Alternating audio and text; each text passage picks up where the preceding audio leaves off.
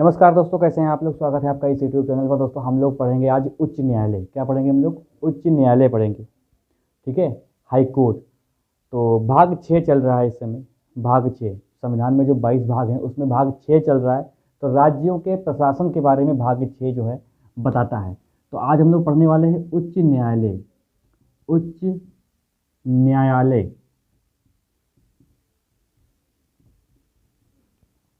उच्च न्यायालय पढ़ेंगे। ठीक है, आर्टिकल के साथ पढ़ेंगे। 2 क्लासेस में पढ़ेंगे इसको। एक बार देखेंगे उच्च न्यायालय के बारे में विशेषताएं क्या है, और बाद में उसके जो बाद में देखेंगे वो देखेंगे क्षेत्राधिकार, उसके जो कार्य क्या होते हैं। ठीक है, चलिए तो उच्च न्यायालय स्टार्ट करते हैं। तो आर्टिकल वाइज देखेंगे हम लोग। जैसे कि हमें पता है कि जो अच्छे लेवल के जो एग्ज़ाम होते हैं उसमें आर्टिकल के साथ क्वेश्चन को दिया जाता है ना। तो चलिए भाई स्टार्ट करते हैं। हम लोग पढ़ते हैं उच्च न्यायालय। तो सबसे पहले हेडिंग डालते हैं आर्टिकल 114। आर्टिकल 114 के बारे में क्या बात कही गई है? ये कहा गया है कि प्रत्येक राज्य के लिए एक उच्च न्यायालय होगा। अब बात यहीं पर से जो है गड़बड़ हो जाती है। देखो यहाँ पे क्या लिखा है कि प्रत्येक राज्यों के लिए एक उच्च न्यायालय होगा, यानी एक हाई कोर्ट होगा। हाई कोर्ट होगा। लेकिन दोस्तों आपको पता है, सबको पता है कि इतने सारे राज्य हैं, सभी के लिए अपना खुद का उच्च न्यायालय नहीं है। ये बात कही गई, सबका अपना उच्च न्यायालय नहीं है। लेकिन 114 में क्या कहा गया है कि प्रत्येक राज्यों के लिए एक हाई कोर्ट होगा। ये बात कही गई है 114 में। ठीक है, आर्टिकल 114 में। दूसरा मार्कर इस्तेमाल करते हैं। देखो वर्तमान में कितने उच्च न्यायालय हैं, ये बात देख लो। यहाँ पर नोट करके लिखो कि वर्तमान में कितने उच्च न्यायालय हैं। तो वर्तमान में दोस्तों 25 उच्च न्यायालय हैं। वर्तमान में कितने हैं? 25 हाई कोर्ट हैं भारत के अंदर। ठीक है, अभी तो आप लोगों ने 24 पढ़ा होगा, लेकिन अब क्या है, अब 25 हो गए हैं। 25 कैसे हुए हैं?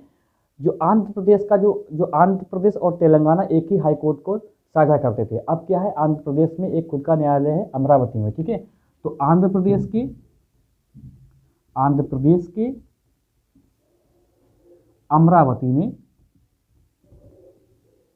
देश का 25वां हाई कोर्ट स्थापित किया गया है। ठीक है, स्थापित किया गया है। ठीक है, देश का 25वां हाई कोर्ट स्थापित किया गया है आंध्र प्रदेश के अमरावती में। अब आपको आर्टिकल इसके अंतर्गत और भी पढ़ने हैं। वो क्या क्या पढ़ने हैं? देखिए आर्टिकल है 131। एक आर्टिकल है 131। ये क्या कहता है? ये देखिए क्या कहता है।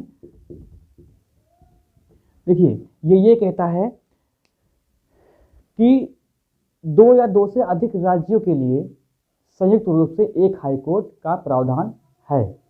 यहाँ पर देखिए इसकी बात का काट है यहाँ पर। ठीक है, अगर आप लोग कहेंगे सर ये कि यहाँ पर जो लिखा है 114, ये तो बात गलत कह रहा है, लेकिन यहाँ पर देखिए लिखा है आर्टिकल 131 में लिखा है कि 2 या 2 से, अरे यार ये कौन सा मार्कर ले लिया, 2 या 2 से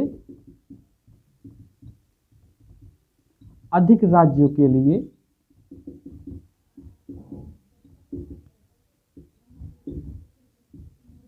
संयुक्त रूप से एक हाई कोर्ट का प्रावधान है। ठीक है, एक हाई कोर्ट का प्रावधान है संसद में कानून बनाकर। ये ब्रैकेट में लिख लो, संसद से कानून बनाकर। ठीक है, ना कि राज्यों से। ये बात बहुत इंपॉर्टेंट है, इसको देख लेना। ठीक है, तो 2 या 2 से अधिक राज्यों के लिए एक संयुक्त हाई कोर्ट होने का प्रावधान किया गया है। ठीक है, तो आर्टिकल एक और देखो, आर्टिकल 130 क्या कहता है? 130 आर्टिकल 130 ये कहता है कि जो उच्च न्यायालय का जो विस्तार है वो केंद्र शासित प्रदेशों के लिए भी होगा। ठीक है, देखो जो हाई कोर्ट का विस्तार केंद्र शासित प्रदेशों के लिए भी होगा। केंद्र शासित प्रदेशों के लिए भी किया जा सकता है या सकता है। ठीक है, ये भी संसद द्वारा कानून बनाकर, संसद द्वारा कानून बनाकर। ठीक है, तो ये आपको आर्टिकल देखो, यहाँ पर देखो आपको पता लग गया होगा कि 114 में क्या कहा गया है कि प्रत्येक राज्यों के लिए एक हाई कोर्ट होगा। ठीक है, लेकिन ये वर्तमान में कितने हैं, 25। आंध्र प्रदेश का अमरावती देश का 25वां हाई कोर्ट स्थापित किया गया है। 131 में क्या कहा गया है कि 2 या 2 से अधिक राज्यों के लिए एक संयुक्त रूप से हाईकोर्ट होगा या होने का प्रावधान किया गया है। ठीक है, संसद द्वारा कानून बनाकर। और 131 में ये बताया गया है कि हाईकोर्ट का विस्तार केंद्र शासित प्रदेशों के लिए भी किया जाएगा, ये भी संसद द्वारा कानून बनाकर। तो यहाँ पर जो संयुक्त रूप से जो हाईकोर्ट काम करते हैं वो हमारे लिए महत्वपूर्ण होगा। ठीक है, तो उसको हमें देखना पड़ेगा। तो यहाँ पर मैं इसको रफ करता हूँ, आप इसका स्क्रीनशॉट ले सकते हैं। ठीक है, अब यहाँ, अरे यार देखो, इसको देखो मार्कर लगाया मैंने, ये मिटेगा नहीं, ये है, पता नहीं कैसी इंक दे दी थी उसने, तो मिटता ही नहीं है, ये धोखे से लिख दिया था मैंने उसको। ये देखो मिट रहा है आराम से। ठीक है, तो देखो यहाँ पे जो संयुक्त रूप से जो हाईकोर्ट है ना, उनको देखना पड़ेगा, क्योंकि उससे क्वेश्चन बनता है कि किस न्यायालय में किसका जो है क्षेत्राधिकार दिया गया है। ठीक है, तो यहाँ पर 7 जो हाईकोर्ट हैं वो हमें देखना है अच्छे से। तो 7 हाईकोर्ट देखो, पहला कौन सा है, चंडीगढ़ हाईकोर्ट। ये क्रम आप कैसे भी लिख सकते हैं, कोई दिक्कत नहीं है, चंडीगढ़ हाईकोर्ट। ठीक है, नंबर दूसरा क्या है, दूसरा देखते हैं चंडीगढ़ मुंबई हाईकोर्ट, मुंबई हाईकोर्ट। तीसरा है मद्रास हाईकोर्ट, मद्रास का नाम मद्रास हाईकोर्ट ही है। ठीक है, मद्रास हाईकोर्ट। चौथा है कलकत्ता हाईकोर्ट, कलकत्ता हाईकोर्ट। और 5वां देखेंगे हम लोग, 5वां कौन सा देखेंगे यार, चंडीगढ़, मुंबई, मद्रास, कलकत्ता, एर्नाकुलम, एर्नाकुलम हाईकोर्ट। और छठा है गुवाहाटी, गुवाहाटी हाईकोर्ट। और 7वां है Jammu Kashmir high court, Jammu Kashmir high court.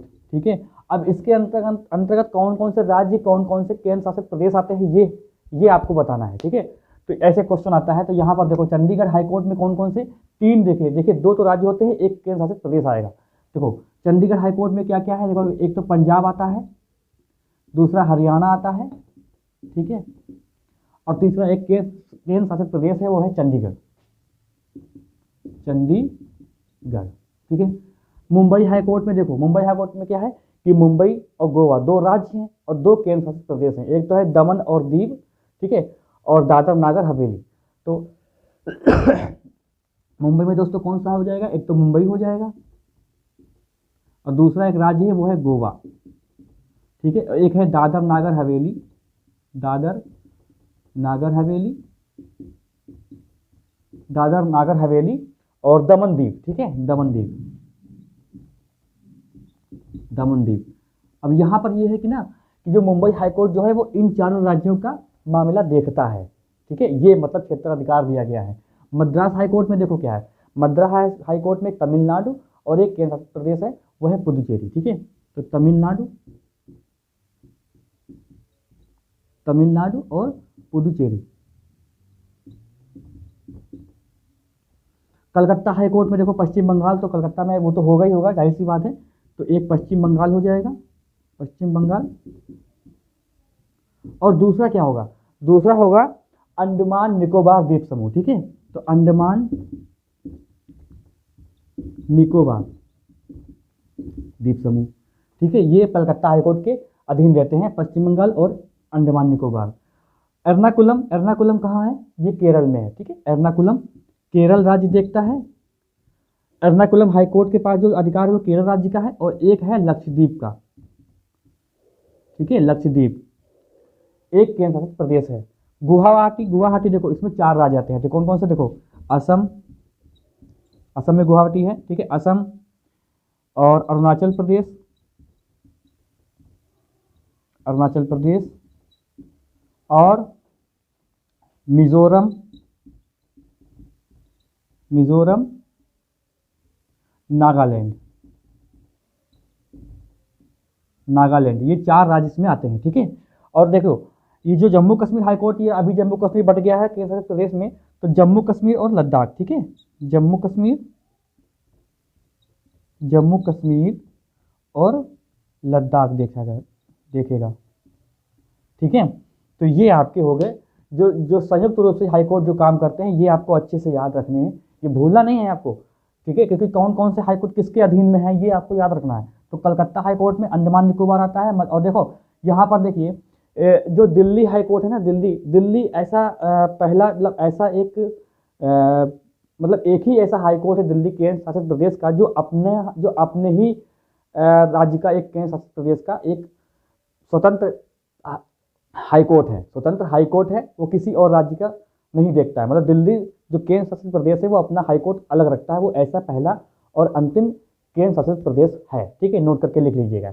तो यहाँ पर जो चंडीगढ़ हाईकोर्ट है, इसमें पंजाब हरियाणा या चंडीगढ़ आता है, और मुंबई में मुंबई, ठीक है, और गोवा और दादरा नगर हवेली देखते हैं, और मद्रास हाईकोर्ट में तमिलनाडु पुडुचेरी, और कलकत्ता हाईकोर्ट में पश्चिम बंगाल अंडमान निकोबार, एर्नाकुलम में केरल लक्षद्वीप, ठीक है, और गुवाहाटी में असम अरुणाचल प्रदेश मिजोरम नागालैंड, 4 राज्य आते हैं, जम्मू कश्मीर में जम्मू कश्मीर और लद्दाख, ठीक है। तो ये आपको बात समझ में आ गई होगी ना। मुंबई की जगह आप महाराष्ट्र लिखो, महाराष्ट्र, मुंबई तो एक वो हो जाएगा ना शहर, महाराष्ट्र राज्य की बात हो करेगा यहाँ पर, ठीक है, महाराष्ट्र लिखना ज़्यादा सही होगा, तो महाराष्ट्र लिखो यहाँ पर, महाराष्ट्र गोवा दादरा नगर हवेली, ठीक है। तो चलिए इसको मिटाते हैं। तो ये बहुत इंपॉर्टेंट है, ये क्वेश्चन बन जाता है कि ये जो अरुणाचल प्रदेश का जो मामला है वो किस हाईकोर्ट में जाएगा, तो ये सब बातें आपको याद होनी चाहिए किस हाईकोर्ट में जाएगा। बाकी राज्यों के अपने अपने स्वतंत्र हाईकोर्ट हैं, जैसे उत्तर प्रदेश का है, ठीक है, बिहार का है, मध्य प्रदेश का, सबके अलग अलग हैं, ठीक है। तो अब आते हैं, देखिए आते हैं गठन के बारे में। जो गठन है ना, हाईकोर्ट का जो गठन है वो किस अनुच्छेद में है, तो देखो हाईकोर्ट का जो गठन है वो आर्टिकल, हम लोगों ने भी क्या देखा था, आर्टिकल 114, अब देखेंगे 116। आर्टिकल 116 में जो है ना, ये हाईकोर्ट के गठन के बारे में बात करता है, गठन कैसे होगा, ठीक है। तो नंबर 1 देखो बात ये है कि प्रत्येक उच्च न्यायालय का एक मुख्य न्यायाधीश होगा, ये तो बात बहुत ही इंपॉर्टेंट है, ठीक है। तो प्रत्येक हाईकोर्ट का एक मुख्य न्यायाधीश होगा, पहली बात तो ये इंपॉर्टेंट है गठन के बारे में, न्यायाधीश होगा। और दूसरी बात ये है कि देखो किसी भी उच्च न्यायालय में जो न्यायाधीशों की संख्या का निर्धारण है वो कौन करता है, ये बहुत ही इंपॉर्टेंट बात है, क्योंकि इसमें लोग कंफ्यूज हो जाएंगे, ठीक है। तो देखिए हाईकोर्ट के न्यायाधीशों की संख्या का निर्धारण कौन करता है, ठीक है। तो ये राष्ट्रपति जी करते हैं, ये बात आपको ध्यान रखनी है, राष्ट्रपति करते हैं। देखिए राज्य के राज्यपाल का देखिए नाम यहाँ पर नहीं आया है, देख लीजिएगा। जो हाईकोर्ट में जो न्यायाधीशों की संख्या होती है उसका निर्धारण कौन करता है, वो राष्ट्रपति जी करते हैं, ना कि राज्यपाल। देखिए राज्यपाल का कोई भी नामो निशान नहीं है यहाँ पर, ठीक है। तो ये 116 में गठन में बात की गई है कि जो हाईकोर्ट के जो न्यायाधीशों की संख्या होगी उसका निर्धारण कौन करेगा, तो वो करेंगे राज्यपाल, नहीं राष्ट्रपति, ठीक है ना। आते हैं आर्टिकल 217 में। आर्टिकल 217 में देखो क्या कहा गया है, देखिए इसमें 3 बातें कही गई हैं। एक तो नियुक्ति की, जो न्यायाधीशों की जो नियुक्ति होगी वो कैसे होगी, नियुक्ति के बारे में बात की गई है, ठीक है। योग्यता के बारे में बात की गई है, और पद से हटाने के बारे में बात की गई है, पद से हटाने के बारे में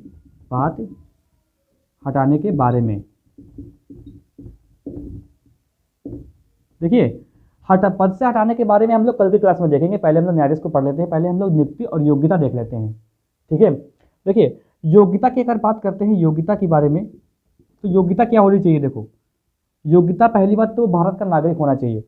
योग्यता में क्या है, भारत का नागरिक होना चाहिए, और किसी भी न्यायालय में कम से कम 10 वर्षों तक वो न्यायिक पद पर रहा हो, ठीक है। किसी भी न्यायालय में 10 वर्षों तक न्यायिक पद पर रहा हो।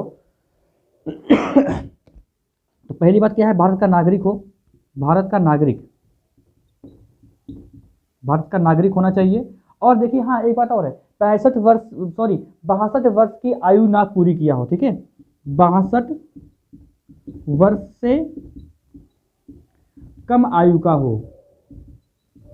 यहाँ पर एक बात आप नोट करके लिख लीजिएगा कि जो सुप्रीम कोर्ट के जो न्यायाधीश होते हैं उनकी जो रिटायरमेंट की जो अवधि होती है वो होती है 65 वर्ष, और जो हाईकोर्ट के न्यायाधीश होते हैं उनकी अवधि होती है 62 वर्ष। ठीक है, तो 62 वर्ष से कम आयु के होने चाहिए, वरना तो रिटायरमेंट ही हो जाएगा उनका। ठीक है, दूसरी पॉइंट देखो ये है, दूसरा पॉइंट ये कहता है कि क्या हो कि कम से कम 10 वर्षों तक किसी न्यायिक पद पर रहा हो, किसी न्यायिक पद पर रहा हो। और तीसरा पॉइंट ये कहता है कि कम से कम 10 वर्षों तक किसी भी उच्च न्यायालय में वकालत की हो या अधिवक्ता रहा हो, वकालत की हो। मतलब क्या हुआ यहाँ पर, एक चीज और समझो, जैसे मान लीजिए यूपी के उत्तर प्रदेश के हाई कोर्ट में 5 साल किया, बिहार के हाई कोर्ट में 5 साल किया, 10 साल मान लिया जाएगा। ऐसा नहीं कि किसी एक हाई कोर्ट में, मतलब कुल मिलाकर 10 सालों तक उच्च न्यायालय में वो अधिवक्ता रहा हो, तो वो न्यायाधीश बनने के योग्य होगा। ठीक है, वो न्यायाधीश बनने के योग्य होगा। तो ये आपका होती है, ये क्या होता है, योग्यता। ठीक है, योग्यता हो गई। अच्छा, अब इसका देखो, इसमें क्या है कि नियुक्ति कैसे होती है, ये समझो नियुक्ति कैसे होती है। आर्टिकल 217 में नियुक्ति के बारे में ये बताया गया है कि देखिए, जो राष्ट्रपति होते हैं, राष्ट्रपति, ये एक नियुक्ति में ये बताया गया है, राष्ट्रपति जो हैं वो चीफ जस्टिस ऑफ इंडिया, ठीक है, और हाई कोर्ट के चीफ जस्टिस, तो क्या बोलेंगे इसको, चीफ जस्टिस को सीजे, ठीक है, और राज्यपाल के साथ विचार विमर्श करके, ठीक है, तो राष्ट्रपति करते हैं। मतलब अब देखो, जो नियुक्ति होती है वो राज्यपाल नहीं करते हैं, वो राष्ट्रपति जी करते हैं। ये एक आर्टिकल 217 के अंतर्गत बात कही गई है। ये अंतर्गत एक 217 के अंतर्गत बात की गई है कि जो राष्ट्रपति की जो हैं वो हाईकोर्ट के न्यायाधीश को नियुक्त करते हैं। ठीक है, चीफ जस्टिस ऑफ इंडिया से परामर्श कर उस हाईकोर्ट के न्यायाधीश, जो मुख्य न्यायाधीश, उससे परामर्श कर और उस राज्य के राज्यपाल से विचार विमर्श करके जिन नियुक्ति का प्रावधान है 217 में। लेकिन व्यवहार के तौर पर क्या होता है, कोलेजियम सिस्टम। आपको याद होगा जब मैंने आपको सुप्रीम कोर्ट पढ़ाया था तो वहां पर कोलेजियम सिस्टम बताया था। तो यहाँ पर व्यवहारिक रूप से क्या होता है, व्यवहार में क्या चल रहा है, कोलेजियम सिस्टम, कोलेजियम सिस्टम चलता है। कोलेजियम सिस्टम में क्या है कि देखिए, इसमें क्या है कि चीफ जस्टिस ऑफ इंडिया जो होंगे वो अध्यक्ष होंगे, और जिस हाईकोर्ट में नियुक्ति की मामले की बात हो रही है उस हाईकोर्ट के भी 2 न्यायाधीश होंगे उस कोलेजियम सिस्टम में। ठीक है, तो कोलेजियम सिस्टम चला। लेकिन आपसे हवाला देके पूछा जाए कि 217 में कैसे किया गया है, तो आपको बताना है कि राष्ट्रपति, सबसे पहले राष्ट्रपति ही नियुक्ति करते हैं बस। और वैसे भी कोलेजियम सिस्टम जिसका नाम दे देते हैं राष्ट्रपति जी को, वो राष्ट्रपति जो है उस व्यक्ति को न्यायाधीश बनाने के लिए एक तरीके से कहे तो बाध्य ही होते हैं। ठीक है, चलिए, तो आपको नियुक्ति समझ में आ गई होगी, इसका स्क्रीनशॉट ले लो। चलिए अब देखते हैं हम लोग, आर्टिकल 217 देख लिया, 219 देखते हैं। 219 में क्या कहा गया है, आर्टिकल 219 में शपथ के बारे में बात की गई है। जो हाईकोर्ट के जो न्यायाधीश हैं ना, उनके शपथ के बारे में बात की गई है कि आर्टिकल 219 में शपथ के बारे में। ठीक है, तो आर्टिकल 219 में क्या कहा गया है, शपथ के बारे में बात की गई है। आर्टिकल 219 में शपथ के बारे में बात की गई है। तो शपथ कौन दिलाता है, देखो शपथ दिलाते हैं राष्ट्रपति। ठीक है,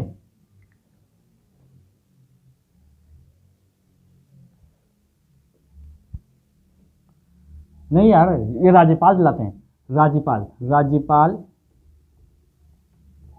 राज्यपाल ठीक है, या राज्यपाल द्वारा अधिकृत किसी व्यक्ति द्वारा। ठीक है, देखो कैसा होता है, देखो जैसे मुख्य न्यायाधीश है हाईकोर्ट के, तो उसको राज्यपाल दिला देते हैं, फिर राज्यपाल एक अधिकार दे देते हैं मुख्य न्यायाधीश को कि जो बाकी जो अन्य न्यायाधीश हैं उनको जो शपथ है वो मुख्य न्यायाधीश दिलाएंगे। तो ऐसा होता है व्यवहार में। बाकी क्या है कि शपथ की बात करते हैं तो राज्यपाल ही सभी को शपथ दिलाते हैं, लेकिन ये लिखा गया है कि अधिकृत किसी व्यक्ति द्वारा भी शपथ दिलाई जा सकती है। मतलब मुख्य न्यायाधीश को ये अधिकार दे देते हैं कि जो अन्य न्यायाधीश हैं उनको आप शपथ दिला दीजिए। ठीक है, तो ये बात कही गई है शपथ के बारे में। आर्टिकल 220 क्या कहता है? आर्टिकल 220 देखो क्या कहता है। आर्टिकल 220 दोस्तों ये कहता है आर्टिकल 220 ये कहता है कि जो जैसे कोई न्यायाधीश है वो रिटायर हो गया है तो वो और कई अन्य न्यायालय में अपनी सेवा नहीं दे सकता है। ठीक है, तो यहाँ पे लिख लो कि रिटायर होने के बाद किसी अन्य न्यायालय में अपनी सेवा नहीं देगा, ये बताया गया है आर्टिकल 220 में। ठीक है, हाई कोर्ट और सुप्रीम कोर्ट को छोड़कर, हाई कोर्ट और सुप्रीम कोर्ट को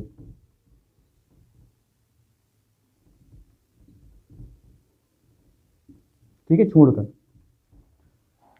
लिख लीजिएगा आप। मतलब क्या होगा कि अगर मान लीजिए न्यायाधीश हैं रिटायर हो गए तो किसी भी अन्य न्यायालय में वो नहीं जा सकते हैं अपना काम करने। ठीक है, वो न्यायालय में नहीं जा सकते हैं। तो देखिए हालांकि मैं देख रहा हूँ शीशे में कि लाइट बहुत ज़्यादा पड़ रही है और जब मैं ऐसे करता हूँ तो ये लाइट कम हो जाती है, तो आपके लिए अच्छा ही है। ये नया स्मार्टफोन है, मैंने बताया था, जिक्र किया था कि नया स्मार्टफोन लेने वाला हूँ, तो उसमें ये ऐसा है और मैं फोकस इसका सेट नहीं कर पा रहा हूँ, कैसा फोकस सेट होगा। ठीक है, मैंने कोशिश कई बार की है लेकिन मुझे लग रहा है कि नहीं होता है। तो फोकस देखिए ऐसे ज़्यादा लग रहा होगा। ठीक है, लेकिन जैसे मैं ऐसे करता हूँ तो शायद कम हो जाता होगा। देखिए, तो रिटायर होने के बाद क्या है, किसी अन्य न्यायालय में अपनी, मतलब रिटायर हो गए हैं तो किसी भी न्यायालय में जाके अपनी वकालत नहीं कर सकते हैं, लेकिन हाई कोर्ट में कर सकते हैं, सुप्रीम कोर्ट में भी जा सकते हैं। तो हाई कोर्ट में जहाँ रिटायर हो रहे होंगे वहाँ नहीं। जैसे मान लीजिए उत्तर प्रदेश से कोई न्यायाधीश रिटायर हुआ हाई कोर्ट से, तो वो उत्तर प्रदेश के हाई कोर्ट को छोड़कर बाकी किसी भी अन्य न्यायालय में, अन्य हाई कोर्ट में जाके वो अपनी वकालत कर सकते हैं, सेवा दे सकते हैं। पर सुप्रीम कोर्ट में दे सकते हैं, पर उस हाई कोर्ट में नहीं दे सकते हैं। ये बात कही गई है। ठीक है, आर्टिकल 221 में अब देखिए न्यायाधीश बन चुका है, अब इसकी सैलरी की बात कर लेते हैं। तो आर्टिकल 221 में वेतन की बात की गई है। वेतन जो होता है ना, जिस राज्य में न्यायाधीश है उस राज्य की संचित निधि से दिया जाता है। ठीक है, तो वेतन क्या है, राज्य की संचित निधि से, राज्य की संचित निधि से वेतन देते हैं। ठीक है, लेकिन मान लीजिए कि वो रिटायर हो गया, अब रिटायर हो गया तब कहाँ से वेतन दिया जाएगा, पेंशन कहाँ से मिलेगी? तो पेंशन होती है भारत की संचित निधि से। ठीक है, तो पेंशन की अगर बात पूछे तो भारत की संचित निधि से, भारत की संचित निधि से। वो किस प्रकार से, देखो ऐसा है, जैसे मान लीजिए कोई हाई कोर्ट का न्यायाधीश है, वो कभी उत्तर प्रदेश के हाई कोर्ट में बैठा, कहीं मध्य प्रदेश में चला गया, कहीं मुंबई हाई कोर्ट में चला गया, तो क्या होगा कि वहाँ जब रिटायर हो जाएगा तब कहेंगे इसकी सैलरी कौन देगा, ये विवाद हो जाएगा। कोई कहेगा कि आपके यहाँ राज्य में ज़्यादा काम किया है, कोई कहेगा कि आपके यहाँ लास्ट में काम किया तो आप दीजिए। इसीलिए ये विवाद से बचने के लिए क्या किया गया है कि जो जो भारत की संचित निधि है ना, वहाँ से इनको पेंशन दी जाती है, राज्य से मतलब नहीं होता। ये बात बहुत अच्छी है। और देखो क्या है कि देखिए वेतन में कोई कटौती नहीं हो सकती, वेतन में कटौती नहीं की जा सकती, ये इनकी बात बहुत अच्छी है। सुप्रीम कोर्ट वाले में भी बताया था मैंने आपको, कटौती नहीं हो सकती, कटौती जो है वो नहीं हो सकती है, नहीं हो सकती है ना, कि कोई कानून ला के इनके वेतन में कटौती कर दो, बढ़ा सकते हैं पर कम नहीं कर सकते। ठीक है ना, तो इसका आप स्क्रीनशॉट लो, आगे चलते हैं। अब देखते हैं आर्टिकल 222 क्या कहता है। आर्टिकल देखिए 222 कहता है स्थानांतरण, मतलब ट्रांसफर के बारे में। तो ट्रांसफर कैसे होता है ये भी समझ लो भाई। किसी जो न्यायालय है इनके आए दिन ट्रांसफर हुआ करते हैं कि इनका ट्रांसफर हो गया, इनका ट्रांसफर हो गया। ठीक है, तो देखो आर्टिकल 222 क्या कहता है, इनके ट्रांसफर की बात करता है, स्थानांतरण, स्थानांतरण। ठीक है, तो राष्ट्रपति जी जो हैं, राष्ट्रपति जी चीफ जस्टिस ऑफ इंडिया से परामर्श करके, ठीक है, स्थानांतरण होता है। मतलब देखिए आपको मैंने बताया था कि फर्स्ट जजेस केस जो था उसमें क्या था कि एक बार राष्ट्रपति जी ने जो क्या किया था, सबका स्थानांतरण कर दिया था, सभी बहुत हाई कोर्ट के जो न्यायाधीश थे सबके, मतलब ज़्यादातर लोगों के ट्रांसफ़र कर दिए थे। तो इसमें विवाद हो गया था, तब फर्स्ट जजेस केस के नाम से जाना जाता है। तो वहाँ पर क्या हुआ था कि अब जो है जो इसका जो ट्रांसफ़र होता है किसी भी न्यायाधीश का, तो मुख्य न्यायाधीश यानी सर्वोच्च न्यायालय के मुख्य न्यायाधीश से परामर्श करके ही इनका ट्रांसफ़र किया जाता है। ठीक है, तो आर्टिकल अगला देखो, आर्टिकल है 223। 223 में क्या कहा गया है? कार्यवाहक न्यायाधीश के रूप में, कार्यवाहक मुख्य न्यायाधीश यहाँ पर मैं समझा दूं क्या बात है। देखो, जैसे मान लीजिए मुख्य न्यायाधीश का पद रिक्त है। ठीक है, मुख्य न्यायाधीश का पद, हम लोग हाईकोर्ट पढ़ रहे हैं, ठीक है, हाईकोर्ट के बारे में बात हो रही है।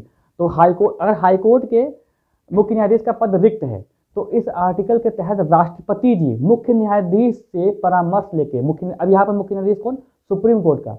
मतलब अगर मुख्य न्यायाधीश का पद रिक्त है तो राष्ट्रपति उच्चतम न्यायालय के मुख्य न्यायाधीश से परामर्श कर किसी भी न्यायाधीश को कार्यवाहक मुख्य न्यायाधीश के रूप में नियुक्त कर सकते हैं। यहाँ पर देखिए क्या लिखा है, किसी भी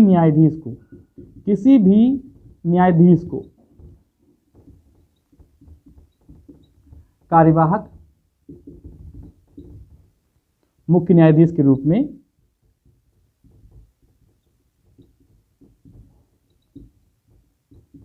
नियुक्त कर सकते हैं। समझे?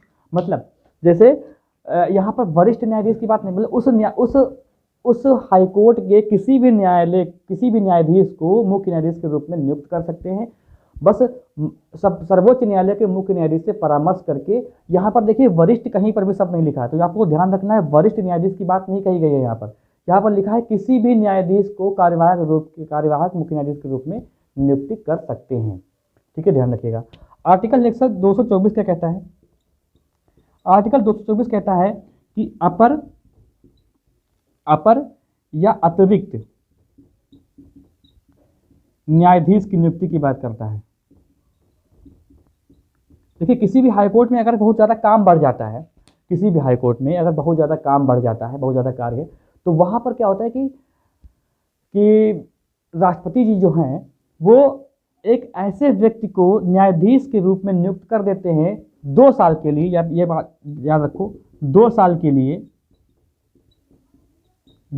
लिए नियुक्त करते हैं। ठीक है, और वो व्यक्ति ऐसा होना चाहिए जो उच्च न्यायालय के न्यायाधीश बनने के योग्य, मतलब उच्च न्यायालय के न्यायाधीश बनने के योग्य हो, ऐसा व्यक्ति होना चाहिए।